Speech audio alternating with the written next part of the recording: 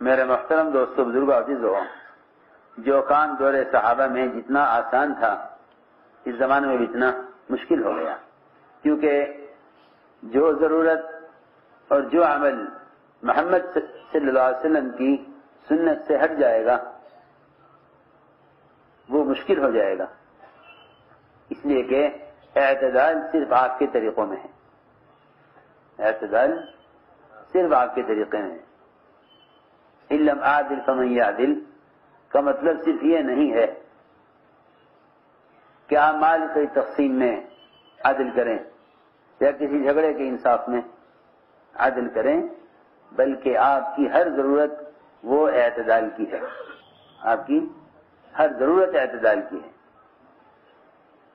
آپ کی ہر ضرورت اعتدال کی ہے۔ اگر آپ کے طریقہ عمل سے بڑھ کر کا عمل کریں تو رہبانیت، اور آپ کے طریقہ عمل سے ہٹ کر عمل کریں تو بدعت، تو بدعت۔ اسلام میں نہ بدعت ہے نہ رہبانیت ہے۔ اگر یہ چاہے کہ میں محمد صلی اللہ علیہ وسلم سے بڑھ کر عمل کروں تو کیا بن جائے گی؟ رہبانیت۔ 3 صحابہ نے یہ طے کیا کہ شادی نہیں کریں گے، آرام نہیں کریں گے اور مسلسل روزہ رکھیں گے۔ عائشہ رضی اللہ عنہ نے آپ سے ذکر کیا، آپ کو سخت غصہ آیا اور آپ نے صحابہ کو جمع فرمایا اور اس پر فرمایا من رغب عن سنتی فلیس منی، من رغب عن سنتی فلیس منی۔ یہ حدیث کا ٹکڑا صرف نکاح میں پڑھا جاتا ہے، حالانکہ یہ زندگی کے تمام شعبوں سے متعلق ہے۔ عبادت میں، صیام میں، نماز میں، شادی میں، جس عمل میں بھی یہ میرے طریقہ اعتدال سے تجاوز کریں گے تو رہبانیت، اور اگر میرے طریقے سے ہٹ کر عمل کریں گے تو بدعت۔ جتنی بدعات شادیوں میں ہیں اتنی بدعات مسلمان کی کسی ضرورت میں نہیں ہے۔ جتنی بدعات شادیوں میں ہیں اتنی بدعات کسی، کیونکہ مسلمان مخلوط زندگی گزار رہا ہے غیروں کے ساتھ، اس لیے اس نے ایسی چیزوں کو شادی کا جزء لازم بنا دیا کہ اگر اس کے مطابق نہ ہو تو بے عزتی محسوس کرتے ہیں، حالانکہ ساری کی ساری عزتیں اللہ کے رسول کی ہیں۔ مطلب یہ ہے کہ تمہاری عزت اتباع سنت میں ہے، کیونکہ ساری عزتوں کا معیار اور ساری عزتوں کی چوٹی وہ محمد صلی اللہ علیہ وسلم کے ہے۔ جو آپ کے طریقے پر ہے وہ عزت میں ہے، جو آپ سے ہٹا ہوا ہے وہ ساری مخلوق کی نظر میں ذلت میں ہے، صرف ان کی عزت ذلت والوں کے یہاں ہے۔ جو آپ کے طریقے سے ہٹ کر عمل کرے ساری مخلوق میں وہ شخص ذلیل ہے، ان لوگوں کی نگاہ میں عزیز ہے جو اللہ کی نظر میں ذلیل ہیں۔ سنو غور سے، جو مسلمان کسی عمل کو خلاف سنت کرنے میں عزت محسوس کرتا ہو وہ سمجھ لے کہ اس کے خلاف سنت عمل کی عزت ان لوگوں کے نظر میں ہوگی جو اللہ کی نظر میں ذلیل ہیں، اللہ کی نظر میں ذلیل ہیں، ان کی نظروں میں عزت ہوگی خلاف سنت عمل کرنے والوں۔ جو اللہ کی نظر میں عزیز ہیں وہ اتباع سنت والے ہیں، اور جو اللہ کی نظر میں ذلیل ہیں ان کی نظر میں خلاف سنت عمل کرنے والے عزیز ہیں۔ آپ نے فرمایا من رغب عن سنتی فلیس منی، جو میرے طریقہ اعتدال سے اعراض کرے وہ میری جماعت میں سے نہیں ہے، کیونکہ آپ کے معمولات سن کر ان صحابوں کا خیال یہ ہوا کہ آپ تو اللہ کے نبی ہیں، جتنا کر رہے ہیں بہت کافی ہے، ہم آئے ہیں کفر و شرک سے اسلام میں، ہمیں تو کام اور زیادہ کرنا چاہیے۔ آپ نے فرمایا جو میرے طریقہ اعتدال سے اعراض کرے میری جماعت میں سے نہیں ہے۔ تو یہ بدعت یا رہبانیت اگر آپ کے طریقے سے عمل ہٹ جائے، جس طرح آپ کی ہر عمل کا ایک طریقہ متعین ہے، اس طرح آپ نے ایک شادی نہیں متعدد شادیاں کر کے دکھلایا کہ شادیاں کس طرح ہوتی ہیں. صرف ایک شادی میں گوشت اور روٹی کا انتظام ہوا، صرف ایک شادی. یہاں کوئی شادی گوشت روٹی کے بغیر نہیں ہوتی. آپ نے ایک شادی میں صرف گوشت روٹی کا انتظام کیا ہے، اور جس میں آپ نے گوشت روٹی کا انتظام کیا وہی شادی آپ کی اذیت کا سبب بنی. سنو، وہی شادی، ہاں، جتنا بڑا انتظام اتنی بڑی اذیت. آپ نے اپنے سارے ولیموں میں صرف ایک ولیمہ حضرت زینب کا، وہ آپ نے گوشت روٹی سے کیا. اسی کے پکنے کے انتظار میں لوگ بیٹھے رہے، باتیں کرتے رہے. آپ گھر والوں سے ملاقات کا موقع نہ ملا، اس سے آپ کو اذیت ہوئی. آپ شرماتے تھے کہ مہمانوں سے یہ کہیں کہ بھائی چلو اٹھو. آپ کو اس سے، کیونکہ ایک ہی کمرہ، اسی میں ایک طرف دلہن، اسی میں کھانا، اسی میں مہمان. ایسا تو تھا نہیں کہ ہوٹلوں میں شادیاں ہوتی ہوں. اسی میں کھانا ہے، اسی میں گھر والے ہیں. کچھ لوگ بیٹھ گئے باتیں کرنے، آپ کو اذیت ہوئی اس سے. ورنہ جہاں آپ نے گوشت روٹی سے ولیمہ نہیں کیا، سارے ولیمہ آپ کے، وہاں آپ نے صحابہ میں کھجور تقسیم کر دی، پنیر بھی تقسیم کر دیا. فرمایا کھاؤ تمہاری ماں کا ولیمہ ہے. آج اگر کوئی ولیمے میں کھجور اور گھی اور پنیر تقسیم کر دے تو یہ عین سنت ہے، لیکن اس کو ولیمہ نہیں مانیں گے، کیونکہ روایتی طریقوں سے اتنی مناسبت ہے کہ وہ امر اگر سنت کے عین مطابق ہوگا تو کوئی اس کو ولیمہ نہیں مانے گا. سمجھتے تھے کہ جو چیز رواج کے مطابق ہوتی ہے وہ سمجھ میں آ جاتی ہے، جو رواج کے خلاف ہوتی ہے وہ سمجھ میں نہیں آتی، اگرچہ سنت کے مطابق ہو. اگرچہ سنت کے مطابق ہو تو چیز خلاف سنت ہے، رواج میں ہے، اس کے لوگ مان لیں گے. اور جو چیز سنت ہے اور رواج کے خلاف ہے اس کو لوگ نہیں مانیں گے. تو آپ نے ایک شادی میں صرف گوشت روٹی کا انتظام کیا. اسی میں آپ کو اس سے اندازہ کر لو کہ جب ساری ہی شادی سنت سے ہٹ جائے گی تو کتنی اذیت ہوگی.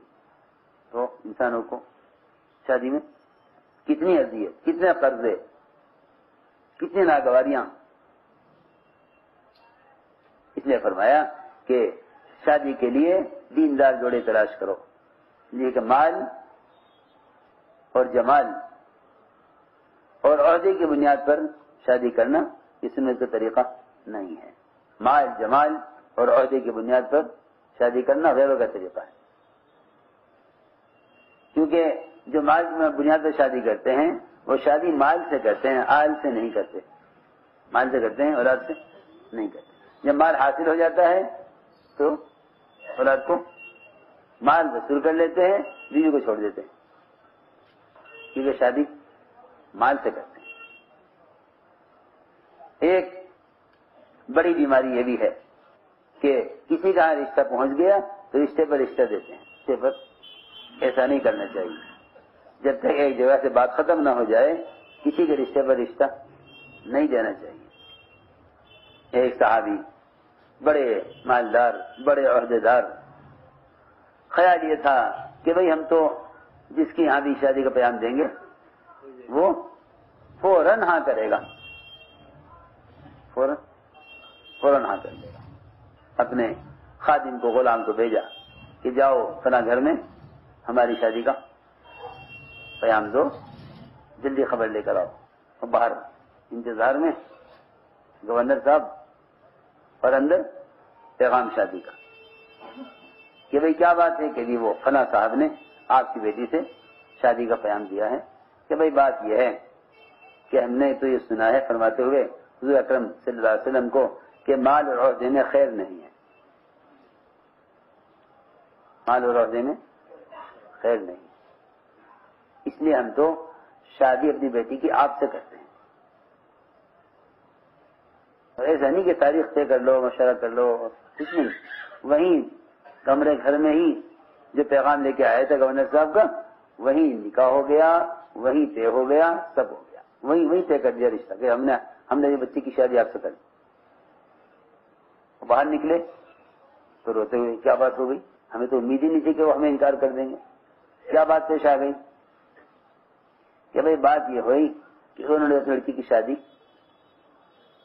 مجھ سے کر دی، حالانکہ ہمیں آپ کے لیے پیغام لے کر گیا، انہوں نے شادی مجھ سے کر دی۔ تو فرمانے لگے کہ بھائی تم کو نہیں رونا چاہیے، رونا تو مجھے چاہیے، رونا تو مجھے چاہیے کہ جو لڑکی اللہ نے آپ کے مقدر میں رکھی تھی میں نے اس کا ارادہ کیوں کیا؟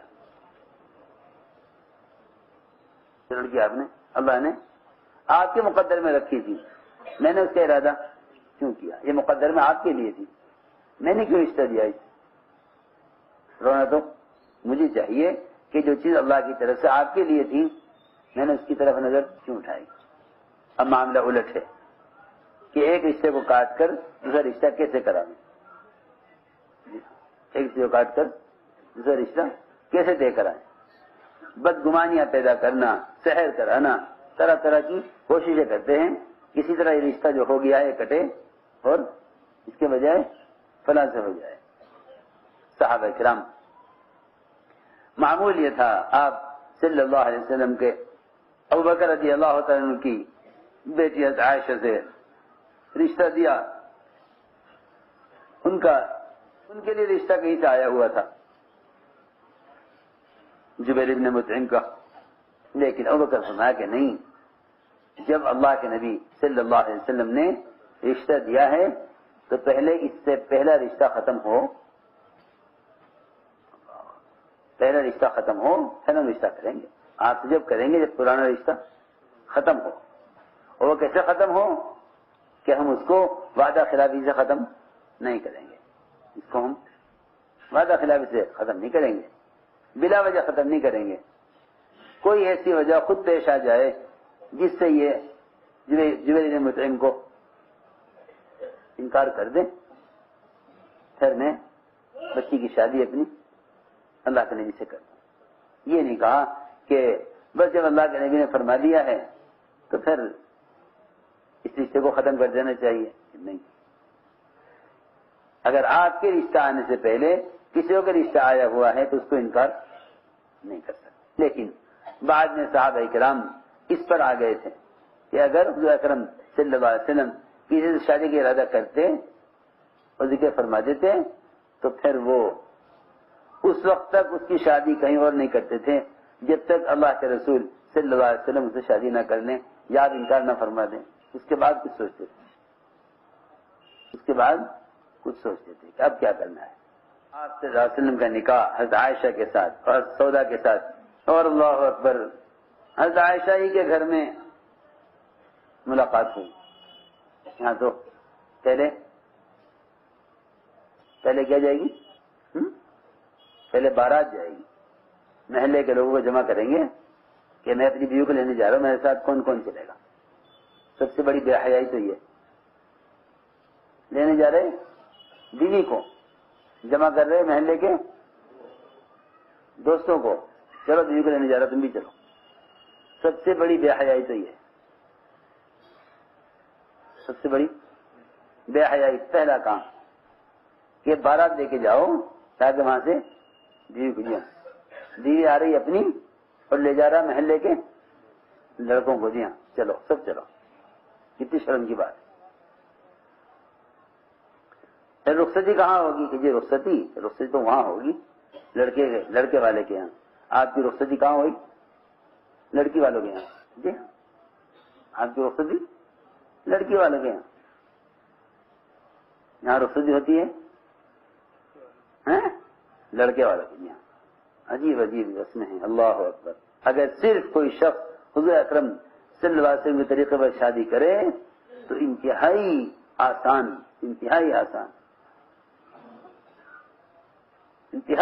ہے، لیکن کوشش یہ ہے کہ یہود و نصارہ کے طریقے پر شادی کیسے کروں۔ اس لیے عرض کر رہا کہ اس ملک کے مسلمانوں کے غیروں کے ساتھ اختلاط نے سارے طریقے بدل دیے، ایسی چیزیں شادیوں کا جزو لازم بنی ہوئی ہیں، جس کا قرآن حدیث سنت اور سیرت میں کہیں کوئی ذکر کوئی ثبوت نہیں ہے۔ فرماتی ہیں عائشہ رضی اللہ تعالی عنہا کہ جب خدیجہ کی وفات ہو گئی تو خولہ بنت حکیم بن اوقس نے یہ کہا، اسماء بن مظعون کی بیوی، یہ حد کہ یا رسول اللہ کیا آپ شادی نہیں کریں گے؟ آپ نے فرمایا کس سے کروں؟ حضرت خولہ نے کہا کہ آپ جس سے چاہیں، کنواری سے چاہیں کنواری سے کریں، بیوہ سے چاہیں بیوہ سے کریں۔ فرمایا کنواری کون؟ حضرت خولہ نے عرض کیا کہ تمام مخلوق میں جو آپ کو سب سے زیادہ محبوب ہے ابوبکر، ان کی بیٹی عائشہ۔ فرمایا کہ بیوہ کون؟ کہ سودہ بنت زمعہ، وہ آپ پر ایمان لا چکی ہیں اور آج کے دین کا اتباع کر چکی ہیں۔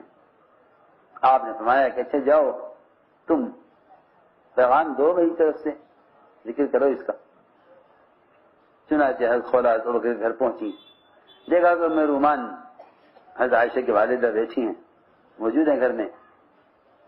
انہوں نے آج کہا ہے ام رومان، اللہ رب العزت تمہارے گھر میں ایک خیر اور برکت لانا چاہتے ہیں۔ وہ خیر و برکت یہ ہے کہ مجھے اللہ کے رسول صلی اللہ علیہ وسلم نے اس لیے بھیجا ہے تاکہ میں حضرت عائشہ سے آپ کی شادی کا پیغام دوں۔ ام رومان نے کہا کہ میں تو یہ چاہتی ہوں کہ آپ تھوڑا انتظار کریں، ابو بکر باہر گئے ہوئے ہیں، ابھی آنے ہی والے ہیں، ان سے بات کریں۔ چنانچہ ابو بکر رضی اللہ عنہ تشریف لائے، آج کیا کہ انہوں نے فرمایا ام رومان نے کہ اے ابو بکر، ہاں حضرت خولہ نے کہا کہ اے ابو بکر، اللہ تمہارے گھر میں کیا خیر و برکت داخل کرنا چاہتے ہیں۔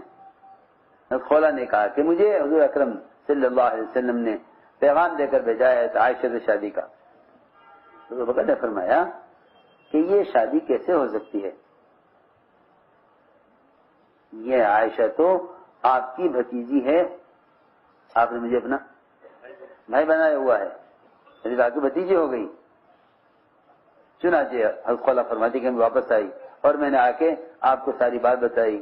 آپ میں نہیں جاؤ واپس اور اس سے کہو کہ تم میرے بھائی ہو اسلام میں، تم میرے دینی بھائی ہو اور میں تمہارا دینی بھائی ہوں، تمہاری بیٹی سے میری شادی ہو سکتی ہے۔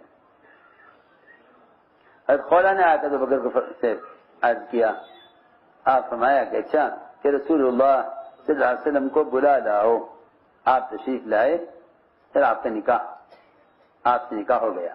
چنانچہ ایک روایت میں ہے کہ حضرت خولہ واپس گئیں اور جا کے ذکر کیا تو ابو بکر نے فرمایا کہ انتظار کرو۔ ام رومان نے کہا کہ مطعم ابن عدی انہوں نے اپنے بیٹے جبیر ابن مطعم سے عائشہ کا رشتہ دیا ہوا تھا، اور ابو بکر رضی اللہ عنہ کی عادت یہ ہے کہ خدا کی قسم وہ کبھی وعدہ خلافی نہیں کرتے۔ چنانچہ ابو بکر رضی اللہ تعالی عنہ مطعم بن عدی کے پاس گئے، اور اس کے پاس اس کی بیوی جبیر کی ماں بیٹھی ہوئی تھی۔ ابو بکر رضی اللہ عنہ انہوں نے ان سے بات کی، انہوں نے ابو بکر سے بات کی، جبیر ابن مطعم کی ماں نے، کہ ابو بکر رضی اللہ کے دل میں جس کا خلجان تھا کہ وعدہ کیے ہوئے ہیں، اس وعدے پر ہم رشتہ کیسے، آپ کا رشتہ کیسے کر دیں۔ چنانچہ مطعم نے کہا حضرت بکر رضی اللہ عنہ کے کہ آپ کیا فرماتے ہیں اپنی بچی کے بارے میں؟ تو چنانچہ مطعم متوجہ اپنی بیوی کی طرف، اس سے کہا کہ ہاں تو بتا، اپنی بیوی سے پوچھا تو کیا کہتی ہے؟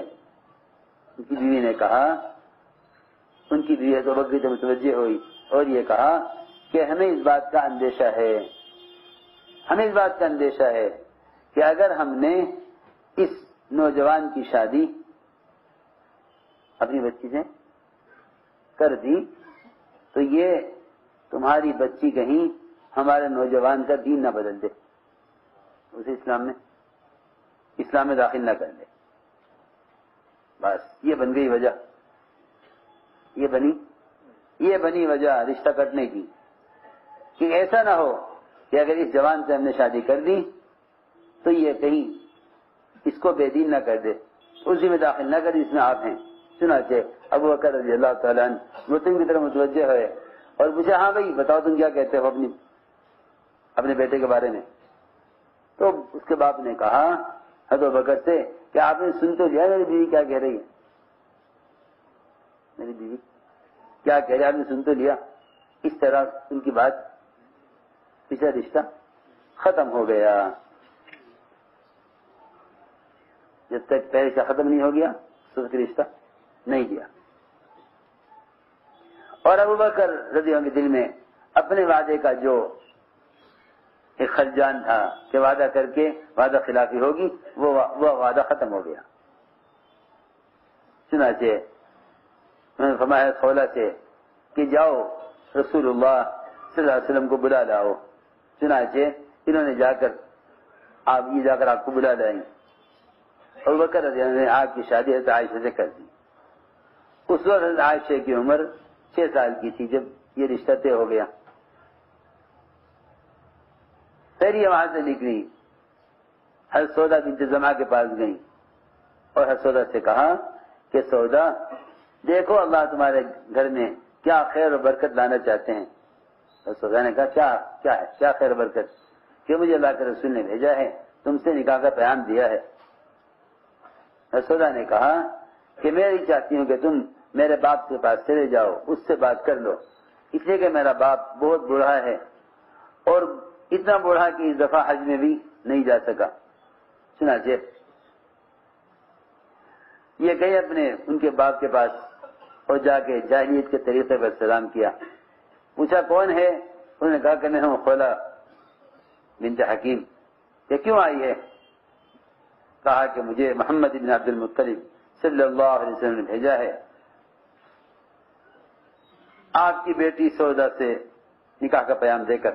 انہوں نے سنتے یہ کہا کہ رشتہ بہت جوڑ کا ہے، بڑے جوڑ کا رشتہ ہے اور بڑے شریف آدمی کی طرف سے ہے، لیکن تو یہ بتا کہ تیری یہ سہیلی ہے نا،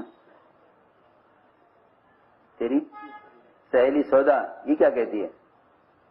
سودا کی کیا رائے؟ کہا کہ ہاں اس کی بھی رائے یہی، وہ بھی چاہتی ہے کہ پھر تو بلا لاؤ میرے پاس جناب رسول اللہ صلی اللہ علیہ وسلم کو۔ چنانچہ آپ تشریف لائے، آپ کے حضرت سودا سے شادی ہو گئی۔ ان کے بھائی عبد بن زمعہ یہ حج کے لیے گئے ہوئے تھے، یہ وہاں سے واپس آئے، آ کر سنا کہ یہ شادی ہو گئی ہے تو وہ غصے میں اپنے سر پر مٹی ڈالنے لگے، اپنے سر پر مٹی ڈالنے لگے کہ ان سے شادی کیوں کر دی میری بہن کی۔ اسلام آنے کے بعد فرمایا کرتے تھے کہ میری جان کی قسم میں کتنا بے عقل تھا، جس دن میں آپ کی شادی اپنی بہن سے ہونے پر اپنے سر پر مٹی ڈال رہا تھا۔ حضرت عائشہ فرماتی ہیں پھر ہم مدینے آ گئے اور مدینے میں ہم بنو الحارث بن خزرج میں مقام صلح پر ہم ٹھہرے۔ جناب رسول اللہ صلی اللہ علیہ وسلم ہمارے گھر میں تشریف لائے، ہمارے گھر میں آپ تشریف لائے۔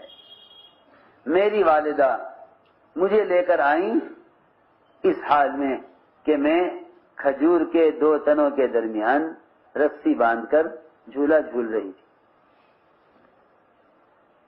ہاں تو ایسی بیماری ہے عورتوں کو کالجوں میں پڑھنے کی کہ عمریں نکل جاتی ہیں، شادی کی شادی نہیں ہوتی۔ اور عائشہ رضی اللہ تعالیٰ عنہا کی شادی ہوئی ہے جیسے 9 برس جھولا جھولتے ہوئے، جھولا جھولتے ہوئے یہاں عمریں نکل جاتی ہیں شادیوں کی۔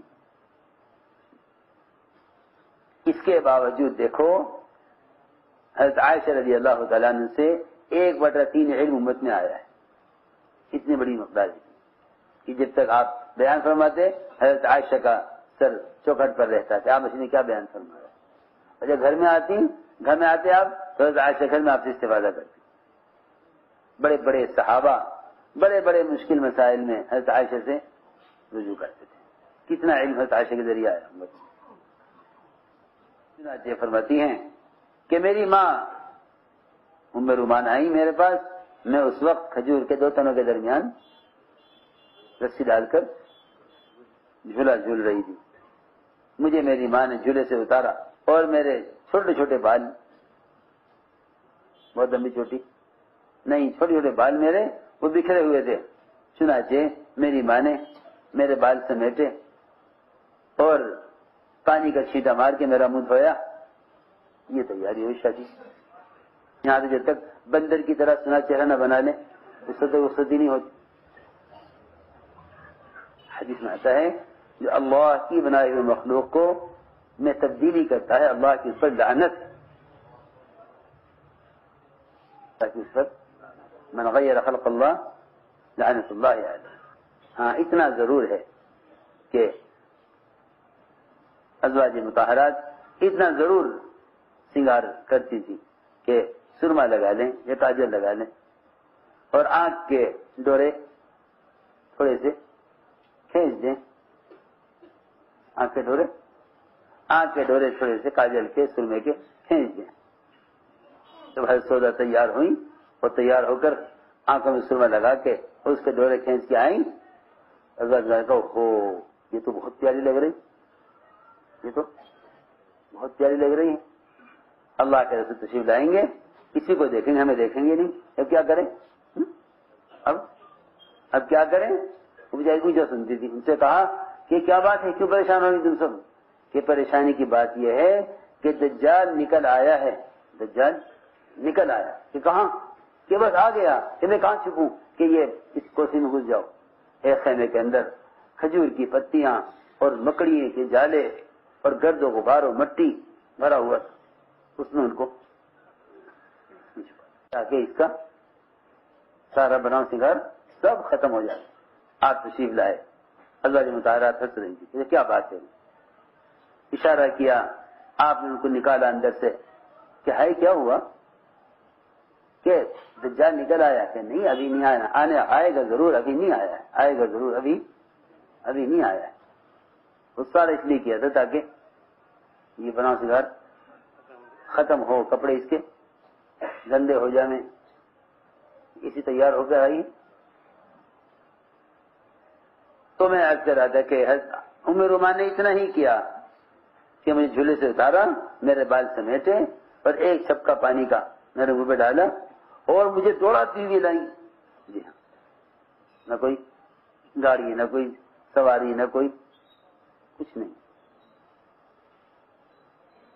سارے ہندوانی طریقے ہیں، سب ہندوانی طریقے ہیں. ڈولیاں بنا کے اس میں سب ہندوانی. آپ کہہ رہی مجھے دوڑاتی ہوئی لائی، ایسا کہ میرا سانس پھول گیا.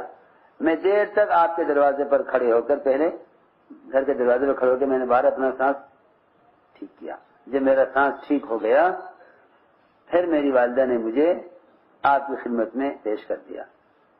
آپ ہمارے گھر میں چارپائی پر بیٹھے ہوئے تھے، آپ کے پاس انصار کے کچھ مرد اور عورتیں بیٹھی ہوئی تھی. چنانچہ میری والدہ نے مجھے آپ کو حجرے میں بٹھا دیا ایک طرف اور یہ کہہ دیا کہ یا رسول اللہ برکت دے آپ کے اہل میں، یہ آپ کے گھر والے ہیں. چنانچہ جتنے انصار مہاجر، جن انصار اور کے مرد عورت آگے بیٹھے ہوئے تھے وہ وہاں سے نکلے. حضور اکرم صلی اللہ علیہ وسلم نے ہمارے ہی گھر میں ہماری رخصتی ہوئی اور فرماتی ہیں اللہ اکبر. حالانکہ سب سے زیادہ حضرت عائشہ سب سے زیادہ محبوب تھی آپ کو. عائشہ فرماتی ہیں نہ میری شادی میں کوئی اونٹ ذبح ہوا اور نہ میری شادی میں کوئی بکری ذبح ہوئی. اتنا ہوا کہ سعد بن عبادہ رضی اللہ تعالیٰ عنہ ایک پیالہ اس گھر میں بھیجا کرتے تھے جس گھر میں آپ اپنے ازواج مطہرات میں سے جس گھر میں آپ کے جانے کی اس دن باری ہوا کرتے تھے. وہ ایک پیالہ سعد بن عبادہ بھیجا کرتے تھے. وہ معمول تھا ان کا کہ جس دن آپ جس گھر میں ہوتے اس دن سعد ایک پیالہ آپ کے لیے بھیجتے تھے. وہ پیالہ انہوں نے اس دن ہمارے یہاں بھیجا. کہ اس دن میری عمر 9 سال کی تھی جب میری رخصتی تھی. ہائے کتنا آسان کام، کیسا مشکل کر دیا. اللہم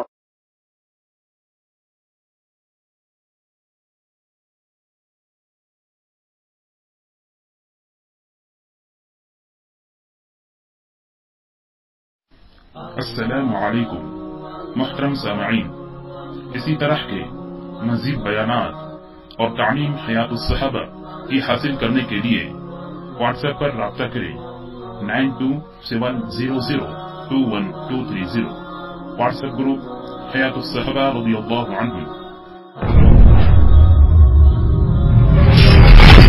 Reconstruction of Ummah.